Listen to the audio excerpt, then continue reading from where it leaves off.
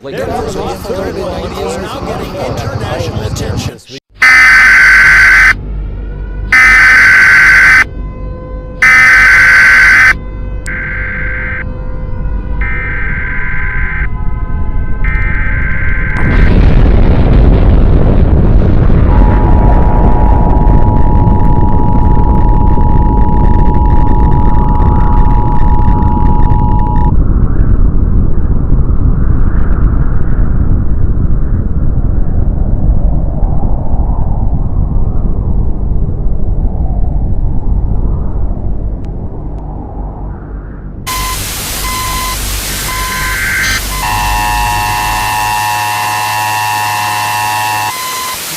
This is the emergency broadcast system. Stand by for further information.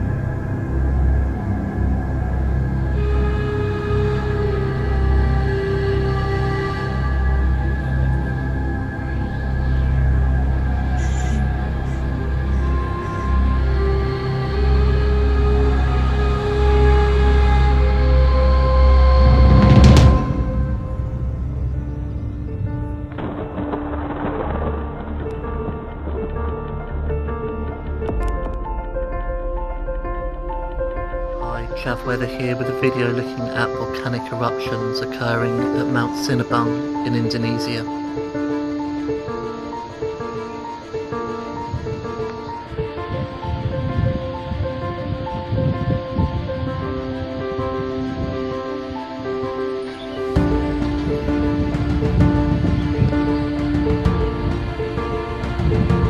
Mount Sinabung is located in north of Sumatra in Indonesia and is one of Indonesia's most active volcanoes.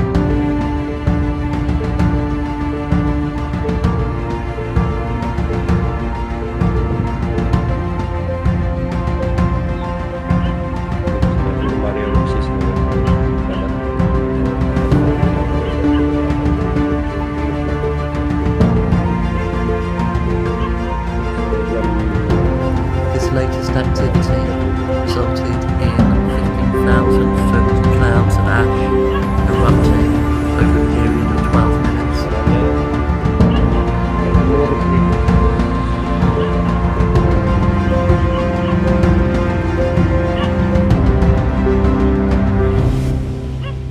Seram sekali suaranya sebenarnya.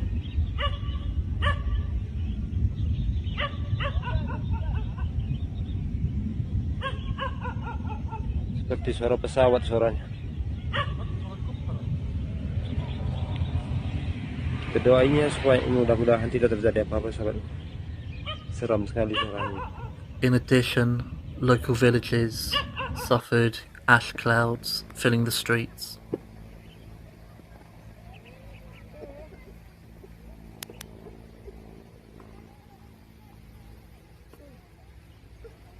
Please comment below, like and subscribe to the channel.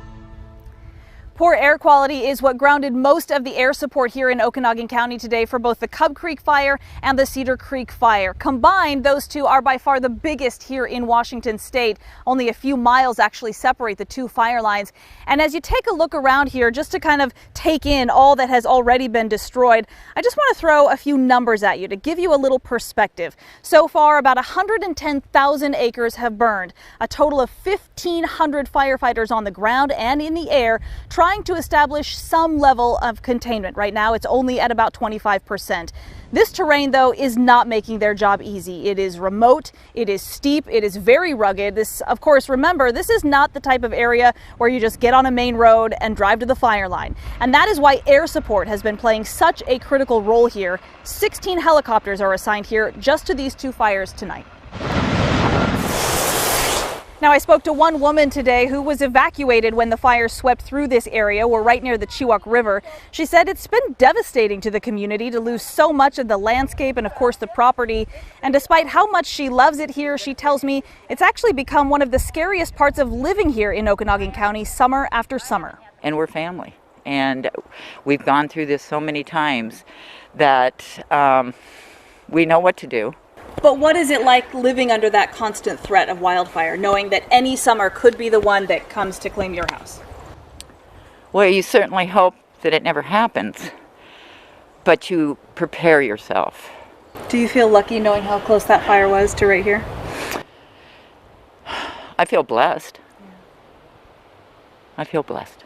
As of tonight, I'm told about 800 people are under evacuation orders. Most of them are from the Cedar Creek fire, which is really only about 4 miles from the Cub Creek fire. Crews tell me tonight they're just focused on getting through the severe weather, or at least the potential of severe weather, and to strengthen the existing fire lines. You also mentioned there's been more activity on the north end of this fire? Correct. So this is kind of the area that they were doing that firing operation in yesterday, and that weather is potentially the winds are potentially coming this way, and so that's where they really want to make sure that nothing in this area is able to pick up and head across. Now, so far there has not been a lot of thunderstorm activity here yet, but I have definitely noticed the winds starting to pick up here in the last few hours, and the potential for extreme fire behavior is high. They're expecting significant wind as well as the possibility of dry lightning as we move into the evening.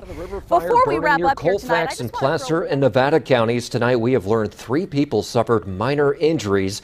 That includes a firefighter. 76 structures are gone, 20 damaged, and 3,400 are threatened. The fire not moving much today, holding at 2,600 acres. It's 15% contained. And evacuation orders remain in place for about 5,200 people in Placer and Nevada counties. CBS 13's Valina Jones is live near Colfax with more destruction discovered today. Valina. Yeah, firefighters very thankful tonight that the wind from yesterday calmed down with no active major flames to see tonight. Instead, what we're looking at is the damage left behind from this fire. Many homes looking just like this one, completely level to the ground. Flames still lingering in the rubble. House after house destroyed in this Grass Valley neighborhood off Meyer Road. Well, it was a cross between Apocalypse Now and Wizard of Oz. There was propane tanks blowing up left and right. Eric Gibbs, one of the only neighbors who stayed behind to protect his home, fighting flames on his own with 2,000 gallons of water stored on his property. I just kept running back up to my tank and filling this reservoir thing up and running around and putting out spot fires. Gibbs defended his house and his neighbors. Charred land showing just how close the fire got as he saw flames jump to his neighbor's house. The house caught back on fire, so I started up a chainsaw, ran over, cut a hole in the side of the house, and put a hose into the blaze burning so hot, melting this Jeep, with neighborhoods now turned to rubble in Colfax. CAL FIRE explaining a number of factors are responsible for fanning the flames. Low humidities, higher winds, so those all kind of led into the fact that we had kind of explosive fire growth on this. Fearing catastrophic destruction, in a tweet, UC Merced fire expert Dr. Crystal Colden named Colfax, Auburn, and Grass Valley as one of the highest risk areas in the state. Fire officials explain support from overhead played a critical role in calming the flames. there was at some points a large number of aircraft here just doing constant laps, dropping retardant, basically slowing the progress of this fire. A once fast-moving fire tamed in less than 24 hours, a rare sight for this community. So most of the houses are gone. I mean, just to ash. Fire crews are continuing to work on hot spots and monitor the area as far as when evacuations will be lifted. CAL FIRE tells me it's too early to tell as crews continue to work on clearing some of this destruction and continues to see a rise in COVID-19 cases. One town is looking to incentivize people to get vaccinated. In South Thomaston, the town will pay you $200 if you get vaccinated between August 4th and September. The town select board voting unanimously to approve the plan at its meeting Wednesday night. And this isn't just for residents of South Thomaston. The town select board chair tells News Center Maine folks who work there or frequent the town for work like delivery drivers or home care workers are eligible too. Okay, you will have to show a vaccine card that you actually have been fully vaccinated. You don't have to have your second shot if you're doing the Moderna or Pfizer before September 12th. You just have to have the first one, but you won't actually get the payment until you are fully vaccinated. Spear tells News Center Maine no money has been awarded just yet. The town is currently working on getting out flyers and spreading the word. Now has high or substantial level of community transmission for coronavirus. The Centers for Disease Control recommends people in all but 9 counties wear face coverings indoors. As cases increase, one major healthcare company is taking a big step to keep its employees and patients safe. KCCI's Kayla James is live tonight. Kayla, if employees of Unity Point Health don't get the COVID-19 vaccine, they could lose their jobs. That's right, Stacy. And this isn't just a requirement for a healthcare provider. It's for every employee, from custodians to people in the billing department and so on. They have to be vaccinated before the end of this fall, including the 23% of employees here at Unity Point clinics in Des Moines who aren't yet vaccinated. There are around 6,000 employees working in Des Moines' Unity Point Health buildings. Of them, 73% are vaccinated, meaning within the next 3 months, the remaining 27% will have a decision to make to get vaccinated or not. If a team member chooses not to be vaccinated, they can do a voluntary resignation, or we can proceed to termination. There are more than 33,000 Unity Point Health employees across 3 states. The company's CEO and president says the decision will keep everyone healthy so they can continue meeting needs during the pandemic. People with medical or religious reasons can request an exemption. Our team members who are pregnant can defer their vaccine until they have the baby. Trinity Health is another health system requiring vaccinations at several of their Mercy One clinics in Iowa. Just weeks after announcing their requirement in July, Iowa state legislators drafted this letter with questions in regards to their plan. What is the scientific rationale for excluding certain people if vaccinated people can still transmit? Iowa Representative Jeff Shipley is one of 24 legislators who have signed the letter so far. He says Iowans have called since July, worrying about losing their jobs at their companies. Shipley says he and other legislators are working on legislation that would protect employees' rights. It's very important that whatever the policy is, that there are exemptions and basically the ability to accommodate everyone. And I reached out to the other hospitals in the area to learn if they have any plans to have their employees be vaccinated. Mercy One Des Moines referenced the Trinity Health locations, and they said, quote, they anticipate extending the policy across all locations in the future. I didn't hear back from Broadlands Medical Center. In Des Moines, Kayla James, KCCI 8 News, Iowa. Health orders, California imposing a first in the nation vaccine mandate for all healthcare workers. KPIX5's Andrea Borba joins us now live from San Francisco General Hospital with some reaction to those orders. Andrea? Well, Ken, we had seen piecemeal orders come down from individual employers. Sutter Health, the UC system, Kaiser, other ones have all come down in the past week or so. But this is the only broad overarching order that affects all healthcare workers in California. State healthcare workers now have a deadline to get jabbed with 2 doses of the COVID-19 vaccine, September 30th. That order came down today from the California Department of Public Health and applies to workers at all hospitals, skilled nursing facilities, and other healthcare facilities. Many of the large healthcare systems have already done this, including UCSF and many others. Kaiser did it a few days ago, but I think it's appropriate for all healthcare workers in the state to be vaccinated, and they shouldn't be able to come near vulnerable patients unless they are. The order coming down from the State Department of Public Health and not a private employer eliminates one key challenge, according to Professor Dorit Rice of UC Hastings. An employer may have to negotiate with the union. The state doesn't have to negotiate with the union because it's not directly the employer. The California Nurses Association issued this statement. We strongly believe all eligible people should be vaccinated while respecting the need for medical and religious accommodations.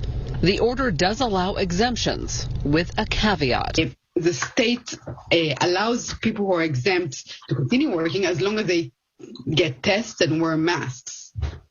So the accommodation is you don't have to vaccinate, but you do have to test or wear a mask. And yes, it's probably legal. Dr. Robert Walker, the chair of the UCSF Department of Medicine, says it's time. I'm all in favor of it. I think from the very beginning, it's been appropriate for healthcare workers who take an oath to do no harm, at least the doctors do, to keep themselves safe for their patients. Andrea, does this only affect healthcare workers? What about other people coming in and out of those medical facilities? Well, Ken, this was a 2-part order from the California Department of Public Health. The second part of the order affects all visitors to hospitals, skilled nursing facilities, and other medical facilities. They will have to show proof of vaccination, or if not, a COVID-19 test that is negative from no later than 72 hours. Ken? All right, good to know. Andrea Tonight with that breaking news, this is new video just into our newsroom showing the devastation now in the Plumas County community of Canyon Dam. These homes sit right at the southern end of Lake Almanor along Highway 89. It all comes as we're still seeing explosive growth in the Dixie Fire. Tonight we have learned more than 100 homes were damaged or destroyed further south in the community of Greenville. At least 4 people are unaccounted for, all as this fire continues to move north. Good evening, I'm Madison Wade. Chris Thomas is on assignment. We will have much more on the Dixie Fire in just a minute, but first, closer to home, the River Fire still keeping thousands of people in Placer and Nevada counties out of their homes tonight. The River Fire ignited yesterday, burning 2,600 acres and destroying homes too. It is 15% contained. At least 1 firefighter is injured and 2 other people are hurt. You can take a look now at this map that's showing just how quickly this fire grew and where it is growing. It's north near the city of Colfax. This evening, Governor Newsom declared a state of emergency in Placer and Nevada counties to help with resources. And ABC 10's Van 2 is joining us live, hearing from evacuees and firefighters tonight. Van. Well, Madison, we are here at the Bear River evacuation shelter, and most people are staying here in the parking lot in RVs and campers. This will be home indefinitely, although crews have made progress on the river fire today. Cal Fire officials say there isn't yet a timeline on when evacuees can return. Best friends for nearly 70 years, Patricia Murrow and Louis Chenier evacuated on their own together. First staying at a hotel in Citrus Heights and finding more helping hands at the Red Cross shelter at Bear Valley High School. They have been absolutely amazing. The women in their 80s say in their lifetimes, wildfires have forced them to evacuate 5 times. So far, they've been lucky to return home and hope for the best. The caliber of people that we have, working the fires and the Red Cross and all that, I just have to trust that everything's going to be okay. Others already know the answer.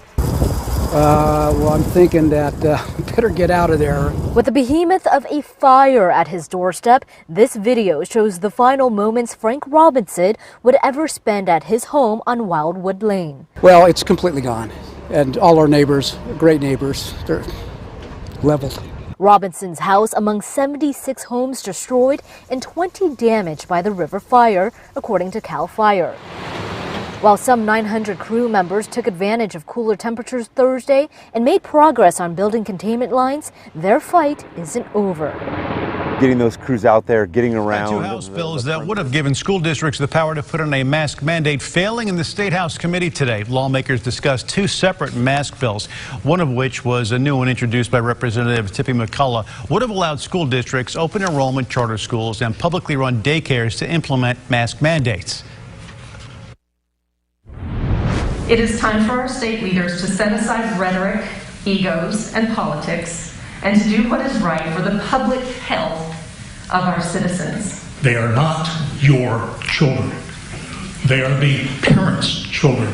They are the students that you are charged with educating, and you're doing a lousy job.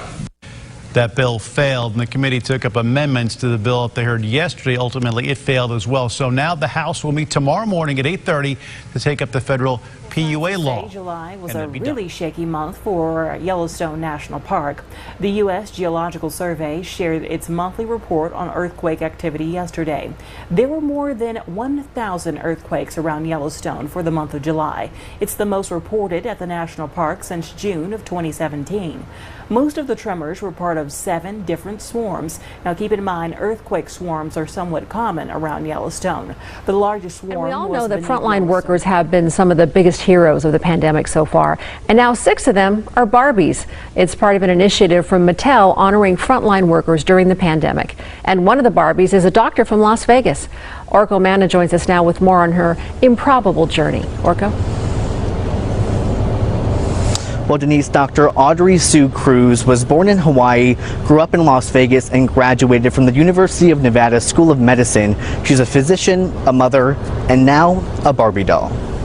It's a huge honor that I never expected. She's a Barbie girl living in a COVID world, and for Las Vegas physician Dr. Audrey Sue Cruz, life in plastic really is fantastic. She's one of only 6 frontline workers around the globe getting her own one-of-a-kind Barbie doll. She got an email from Mattel and Barbie executives saying they were interested in creating a doll to look just like her. I was like, what, me? It was just unreal. I was like, are you sure you have the right person? It's part of Mattel Inc.'s Thank You Heroes program, which highlights the work of frontline workers amid COVID-19. According to Mattel, Dr. Cruz, who's Filipina, joined forces with other Asian American doctors to fight racial bias and discrimination during the pandemic. I hope I can represent the, women of color, women in healthcare, women who are working moms, just being able to represent these people and have them known that, they are seen. Dr. Cruz says the past year has been tough, but through her work and her Instagram page, she wants her story and now her Barbie doll to inspire the younger generation to dream big and achieve their goals. Whatever skin color you are, whatever background you come from, it's possible for you. Now, there's only one doll of Dr. Cruz, so you won't be able to purchase it, but for every Barbie doll that's a doctor, nurse, or paramedic sold at Target, $5 will be donated to the First Responders Children's Foundation. Reporting live in Las Vegas tonight, Orko Manna, 8 News. Now to your top 10 headlines in just 2 minutes. The hydroelectric power plant at Lake Orville has gone offline for the first time ever due to low water levels. The DWR says they have planned for its loss in both water and grid management. The 6-month-old bear burned in the Tamarack fire and escaped care in South Lake Tahoe has been spotted in a tree. His care team is now hoping they can further pinpoint his location. A wild chase tonight in Los Angeles. A car was going so fast, it flipped over and knocked down a live power line. 5 men were in the car and taken into custody. In the coronavirus pandemic, California healthcare workers now must be vaccinated by the end of September. More than 2 million people are affected by the state order. The Sacramento Kings announcing a vaccine mandate. They say all employees except the Kings players must get the vaccine ahead of major games and concerts this fall. Yelp is making it easier to search for businesses who are requiring vaccines. The app will include vaccine information in the location's description. Looking at Lake County, they now have the highest COVID case rate in California. It came back. Pretty worried, numbers are going up. The county is tracing the higher numbers to when the masks came off and a lower than average vaccination rate. More troubles for Spirit Airlines. Customers are still stranded following chaos for a 5th straight day. We boarded the plane, they deboarded us out of the plane, and then they told us it was canceled. Spirit says the problems stem from, quote, a series of weather and operational challenges. Huge news in soccer. Lionel Messi was unable to reach a new contract with Barcelona, a club he's been with since the year 2000. This now makes him a free agent.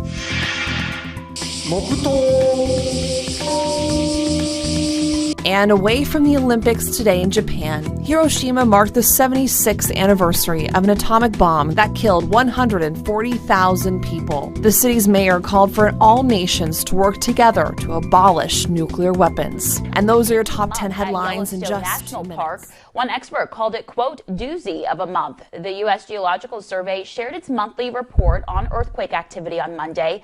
It says seismologists reported more than 1,000 minor quakes around Yellowstone last month. It is the most quakes reported at the national park since 2017. Most of the tremors were a part of 7 different swarms. And a swarm, that's a series of small quakes that happen back to back for a short period.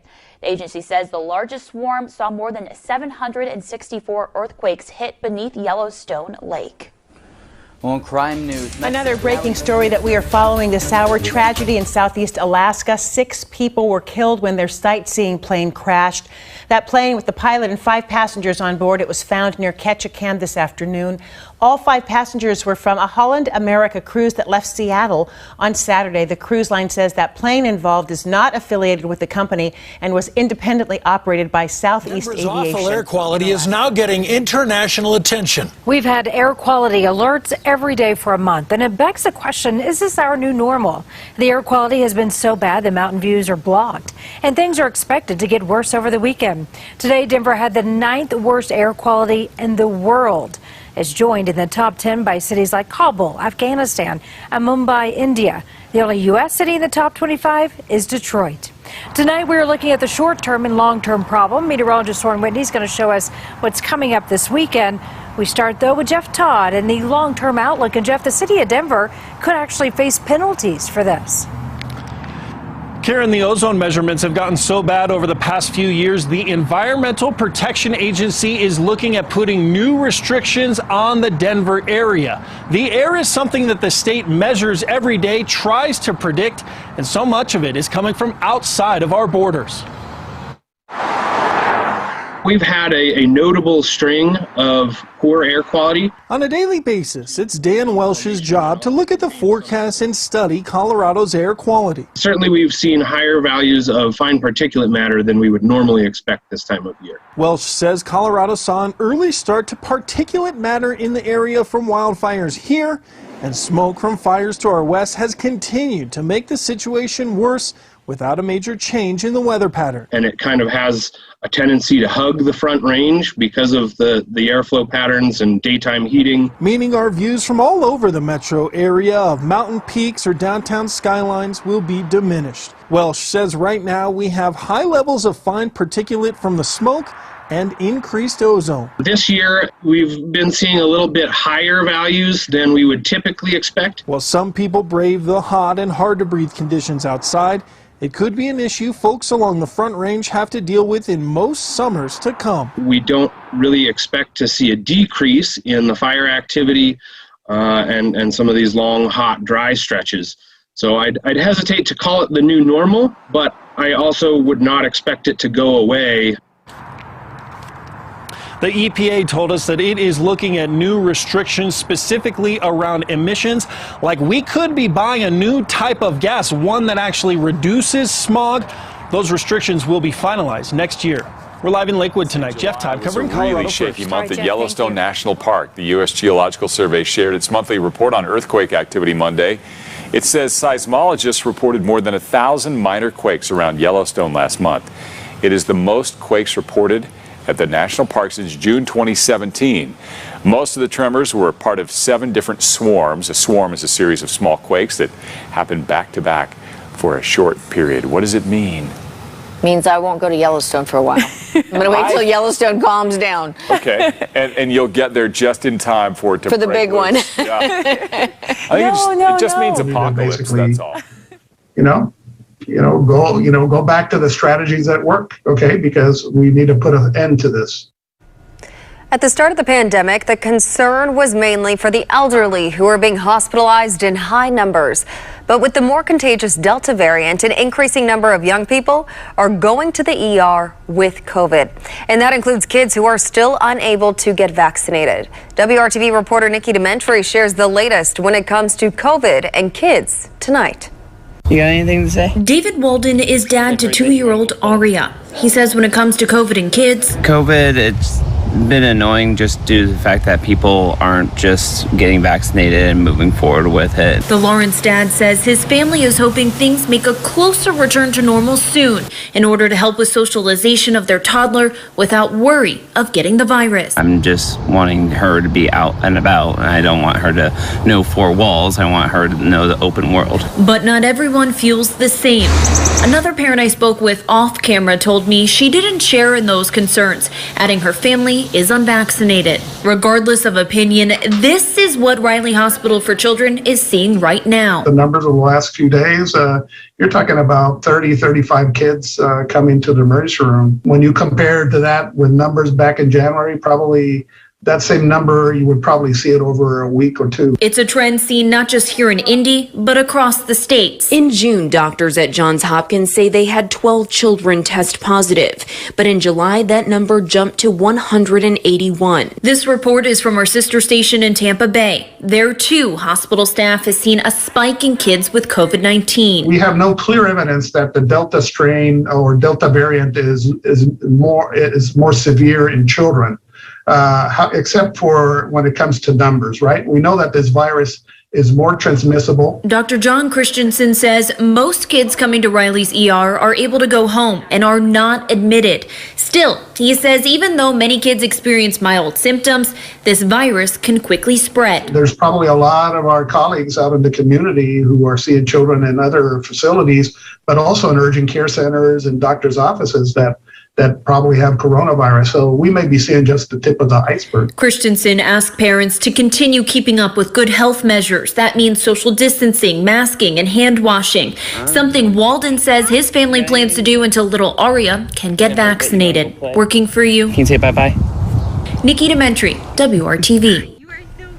And Dr. Christensen also urges any child over the age of 12 who is not yet vaccinated for their parents to get them vaccinated. Likewise, he also urges unvaccinated parents and guardians to get the shot to limit the risk of spreading it to their children. Will need to get vaccinated for COVID-19 by August 16th or get tested weekly. The governor announced today that he will issue an emergency proclamation to enforce the mandate. Public unions say not so fast. Manolo Morales reports. State and county leaders made the announcement saying the surge in cases is already straining our hospitals and more needs to be done to stop the spread of the highly transmissible Delta variant. Based on the current conditions, I must take action to protect public health and avert unmanageable strains on our health care. They say they understand that there are people who are scared of taking the vaccine and don't trust the science, but getting more people vaccinated is the only way to return to normalcy. Enough is enough already. Let's get back to the things we love most by taking the vaccine, limiting gatherings, and wearing our mask. The time is now. They say those who choose not to get vaccinated will have to get tested for COVID once a week. There will be free testing sites, but those who choose not to go to a free site will have to pay for the test on their own. Exemptions will be provided, but it's still not clear how those will be determined. But those who do not comply could lose their job. The fact that they don't have details worked out, details are forthcoming, they don't have a plan. This is typical of this administration. They grandstand with an announcement, but they don't have meat on the bones. HGEA and the public workers unions such as UPW and those representing teachers, police officers, UH professors, and firefighters say they encourage their members to get vaccinated, but they say the unions should have been consulted. Nothing has been sent over to the unions. No one has reached out to us to discuss any of this with us. Teamsters Hawaii, which represents the bus and handy van workers, says it will file a complaint with the National Labor Relations Board. We agree that people should be vaccinated, but we also believe that people should have a choice as to whether they want to be vaccinated or not. The governor and the mayor say they have legal standing because this is an emergency proclamation. Manolo Morales, Frontline 𝐃2 workers have News. been some of the biggest heroes of the pandemic so far, and now 6 of them are Barbies. It's part of an initiative from Mattel honoring frontline workers during the pandemic. And one of the Barbies is a doctor from Las Vegas. Orko Manna joins us now with more on her improbable journey. Orko? Well, Denise, Dr. Audrey Sue Cruz was born in Hawaii, grew up in Las Vegas, and graduated from the University of Nevada School of Medicine. She's a physician, a mother, and now a Barbie doll. It's a huge honor that I never expected. She's a Barbie girl living in a COVID world, and for Las Vegas physician Dr. Audrey Sue Cruz, life in plastic really is fantastic. She's one of only 6 frontline workers around the globe getting her own one-of-a-kind Barbie doll. She got an email from Mattel and Barbie executives saying they were interested in creating a doll to look just like her. I was like, what, me? It was just unreal. I was like, are you sure you have the right person? It's part of Mattel Inc.'s Thank You Heroes program, which highlights the work of frontline workers amid COVID-19. According to Mattel, Dr. Cruz, who's Filipina, joined forces with other Asian American doctors to fight racial bias and discrimination during the pandemic. I hope I can represent the, women of color, women in healthcare, women who are working moms, just being able to represent these people and have them known that, they are seen. Dr. Cruz says the past year has been tough, but through her work and her Instagram page, she wants her story and now her Barbie doll to inspire the younger generation to dream big and achieve their goals. Whatever skin color you are, whatever background you come from, it's possible for you. Now, there's only one doll of Dr. Cruz, so you won't be able to purchase it, but for every Barbie doll that's a doctor, nurse, or paramedic sold at Target, $5 will be donated to the First Responders Children's Foundation. Reporting live in Las Vegas tonight, Orko Manna, 8 News Now.